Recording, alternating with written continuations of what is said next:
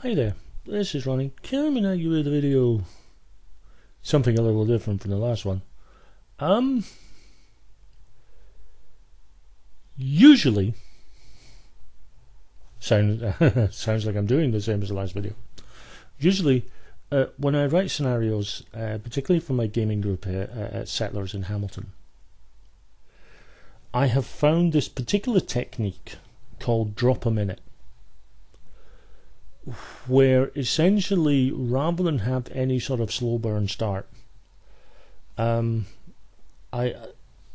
players find themselves at the very start of the game dealing with a situation that very quickly snowballs, and them having to find some way round and out and through it. I mean, I slow burn my Shinetar campaign, but it as they became more experienced, the story snowballed because they were fast becoming the major heroes of the realm. But usually I drop them in it and sort of put them in a situation where they feel sort of trapped on all sides, and then sort of applying pressure. And it's kind of served me well because there's an immediacy, and I still enjoy those kinds of scenarios. But I want to do something. I want to do something different. I want to do something.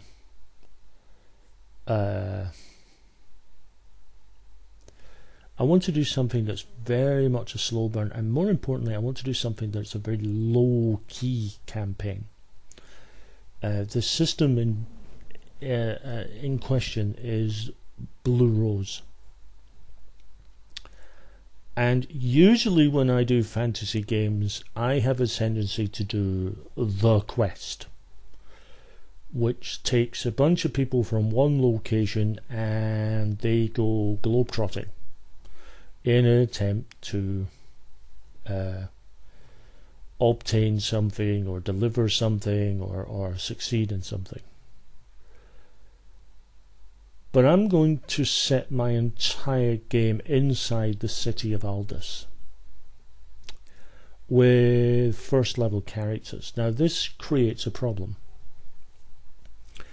in as much as those players are not going to be strong enough, capable enough to actually be anywhere near the machinations of sort of higher level characters and things going on. And I started to think about the board game Lords of Waterdeep, and the idea that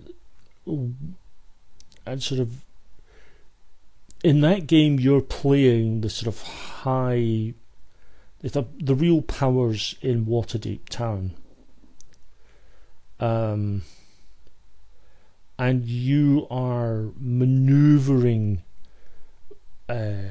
warriors and rogues and priests and wizards to do your bidding.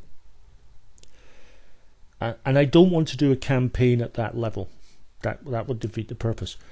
But I like the idea of there are maneuvers, there are machinations, there are all kinds of things going on behind the scenes. But the player characters are not going to know about any of them. They're going to be sort of tangentially involved, in as much as someone higher up might say to someone lower, who might say something to lower and lower and lower, and who might hire the player characters to do a certain something. That certain something might be something very, very innocuous, but the effect might have some very real connotations. And I like that idea. I'm also sort of toying with the idea of not having one plot, but having several plots. I hate using the tavern. The idea of everyone goes to a tavern and there's a big notice board. But I'm kind of tempted to do it this time. One of the things I am going to do to the players when they make up their characters is rather than have them build individual characters who then meet at the start of the adventure, I'm going to have them build characters who know each other. They already know each other, and they already know they already know of each other. And this will take a lot out, because I like the idea of everyone working together as a group. And then being in a tavern and finding a notice board of not the sort of high level jobs, because those would be sort of hand picked, but little low level things, and actually having the details in my notes for all of them. And rather than nudge them towards any one in particular, I'm going to nudge them towards the notice board, and then show them all actually have the little printouts as bulletins on that notice board, and let them pick.